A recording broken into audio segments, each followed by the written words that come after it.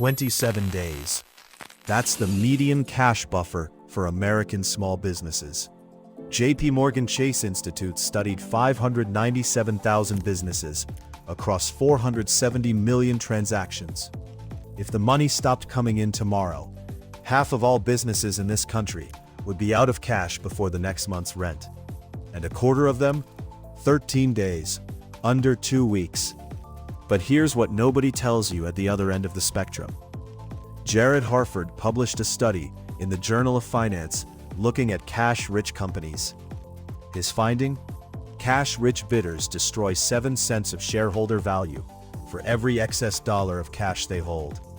Not because cash is bad, because idle cash makes people stupid. It funds acquisitions nobody stress-tested. It papers over a broken collections process. So one camp is bleeding out, the other camp is quietly rotting. Today I'm going to give you 5 strategies that most finance advice gets wrong. Not keep 3 to 6 months of expenses.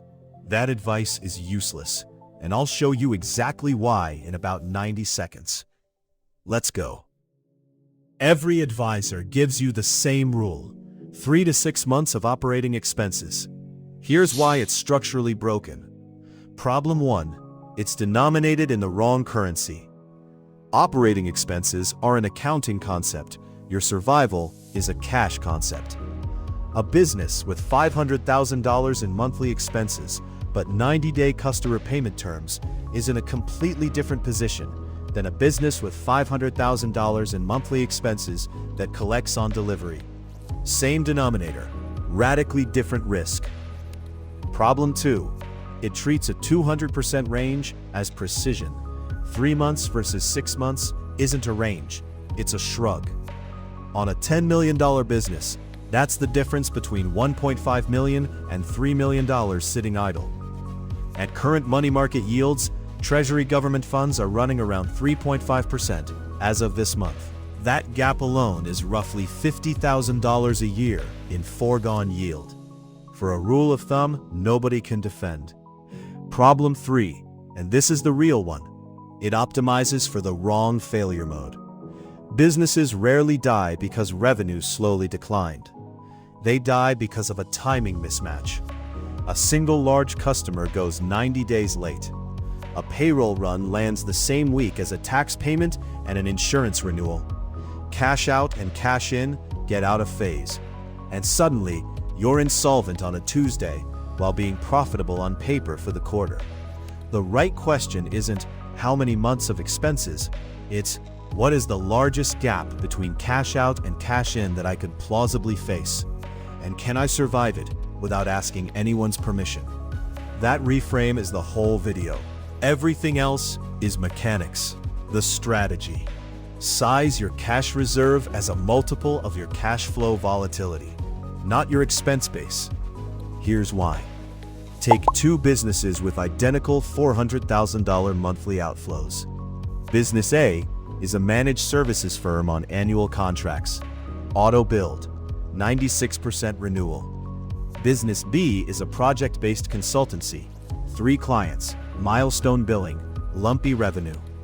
Business A's month-to-month cash swing might be 5%. Business B's might be 60%. The conventional rule tells both of them to hold the same $1.2 million to $2.4 million. That's obviously wrong. Business A is over-reserved by a factor of 3. Business B is dangerously under-reserved and doesn't know it. Reserves exist to absorb variance, so price them off variance. The how. Pull 24 months of actual bank data, not your P&L, your bank statements. For each month, calculate net cash movement, total inflows minus total outflows. Then calculate 2 numbers, the mean of that series and the standard deviation of that series. Your baseline reserve target is reserve equals 2 times monthly standard deviation plus the largest single month net outflow in 24 months. 2 standard deviations covers roughly 95% of normal condition months. The largest historical outflow is your known worst case, already observed in your own data. Adding them gives you a buffer that survives a bad month stacked on top of a volatile one. For business A, that might land at $600,000. For business B, $2.8 million. Same expense base, completely different answers, because they face completely different risks. The when. Recompute quarterly and recompute immediately after any of these four events. You land a customer representing more than 15% of revenue. You lose one. You change payment terms, or you add fixed headcount exceeding 10% of payroll. Each of those changes the shape of your distribution, which means your old number is stale. The strategy. Stop thinking about cash in the bank as one pool. Structure it as three, with different instruments and different rules of access. The why.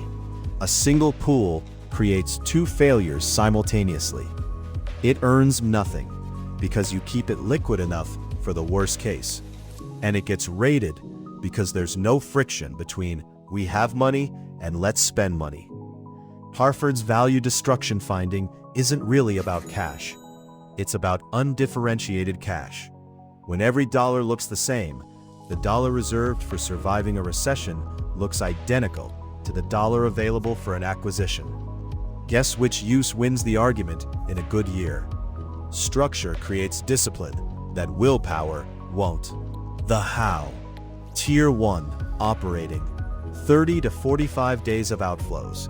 Sits in your primary operating account.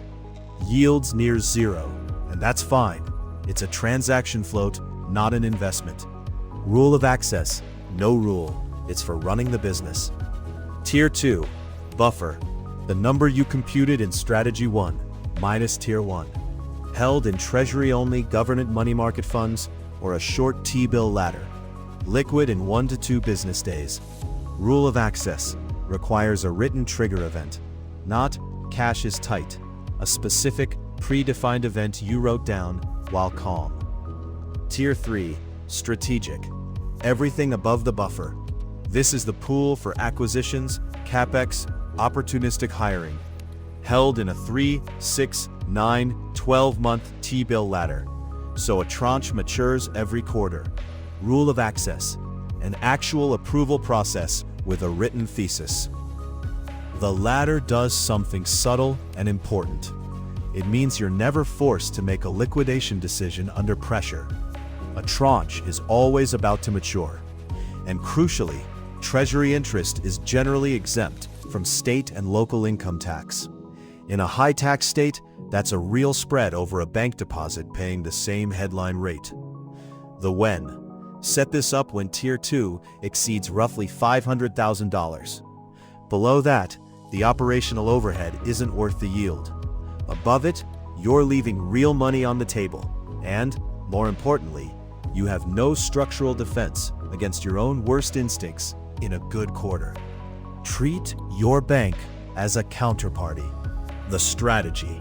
Assume your bank can fail, and structure so that its failure is an inconvenience rather than an extinction event. The why. This is the one that gets eye rolls until it doesn't. FDIC insurance covers $250,000 per depositor per insured bank per ownership category. If you're running a business with $3 million in the bank, 92% of your cash is an unsecured claim on a private company. Most executives know this abstractly and do nothing, because the alternative sounds like a chore. Then 2023 happened, and a lot of very smart operators spent a weekend discovering that I couldn't make payroll Monday and my bank was fine on Thursday are entirely compatible statements. The failure mode isn't losing the money. Deposits usually get made whole eventually. The failure mode is losing access for 2 weeks while you have obligations that don't pause. The how. 3 moves in order of effort. 1. Reciprocal deposit networks. Services like IntraFi's ICS and CDARS let you work with a single bank while your funds are split into sub-250K increments across a network of thousands of institutions. You get multi-million-dollar aggregate FDIC coverage. 1 relationship, 1 statement. This is the single highest leverage move most businesses have never heard of. Ask your banker directly. Many won't volunteer it. 2. Treasury money market funds for Tier 2 and 3. Government money funds hold T-bills, agency paper, and repo. They aren't FDIC insured, and that's actually the point. They're not a claim on a bank at all. Different counterparty entirely. 3. A second operating relationship. Not your buffer, your operating account. A second bank with payroll rails configured, tested, and dormant. Costs you the minimum balance and an afternoon. The when. Do move 1 the moment cash exceeds $250,000. Move 2 at $500,000. Move 3 before you have more than 15 employees, because that's the point where a 2-week payroll interruption stops being a spreadsheet problem and starts being an attrition problem. The strategy. Never count an undrawn revolver as part of your liquidity. Read the MAC clause and price the facility for what it actually is. The why. This is where I lose the room, so stay with me. The standard sophisticated answer to how much cash should we hold is hold less and back it up with a revolving credit facility. Cheaper than idle cash, available when needed. Except read the document. Most committed facilities contain a material adverse change provision, and how it's drafted determines everything. When MAC operates as a condition precedent to funding, the lender is only obligated to advance funds if no MAC has occurred, which means they can refuse a drawdown request without ever declaring a formal default. When it's structured as a repeated representation, the borrower asserts at each drawdown that no MAC has occurred, and the risk of that assessment sits with the borrower. Sit with the implication. The precise conditions that make you need the facility, deteriorating financial condition, are the conditions that give your lender grounds to decline. Lenders can impose a draw stop, preventing further drawdowns entirely. A revolver is liquidity that's available when you don't need it and contestable when you do. That's not a liquidity instrument, that's a convenience product. The how. You still want the facility, you just stop lying to yourself about it. 3 concrete steps. Read your MAC clause and classify it. Condition precedent, representation, or standalone event of default. If you don't know which one you signed, you don't know your liquidity position. Have counsel tell you in writing. Negotiate carve-outs at renewal, not at crisis. Sector-wide downturns, pandemics, and general market conditions are commonly carved out. The risk gets allocated to the lender rather than you, but only if someone asked for it. Most borrowers never do. Apply a haircut. For planning purposes, count an undrawn revolver at somewhere between 0 and 50% of its face value, depending on how the MAC is drafted. If it's a bare condition precedent with broad lender discretion, count it at 0. Build your strategy 1 number assuming the facility isn't there. The when. Do the classification review this quarter. Do the carve-out negotiation at your next renewal. A lender will trade language during a routine renewal that they'd never concede when you're drawing in a panic. Leverage is a thing you spend before you need it. The strategy. Before you raise your reserve target, compress your cash conversion cycle. Structurally cheaper liquidity than any external source. The why. Here's the number that should reframe this entire conversation. The Hackett Group analyzed the top 1,000 U.S. public non-financial companies and found $1.7 trillion trapped in excess working capital, 35% of gross working capital, and 11% of aggregate revenue.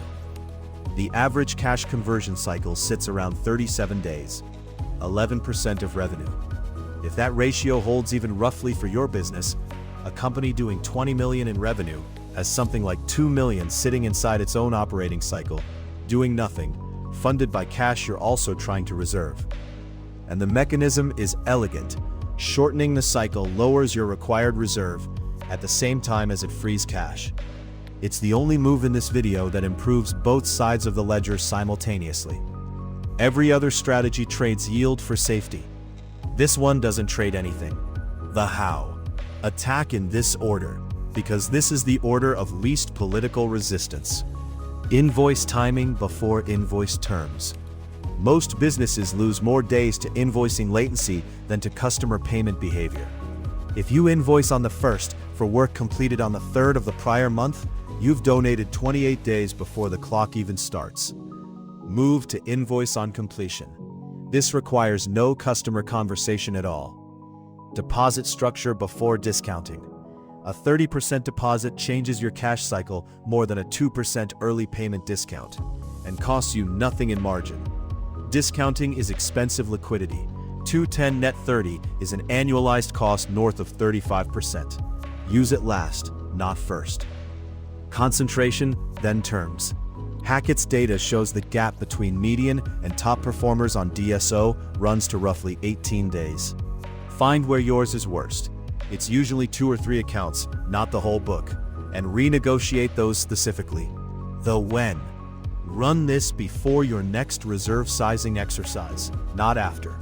Because if you size the reserve first, you'll build a buffer around a broken cycle and then permanently fund the inefficiency. Let me compress 15 minutes into 30 seconds. Stop sizing reserves off expenses. Size them off volatility. 2 standard deviations plus your worst observed month.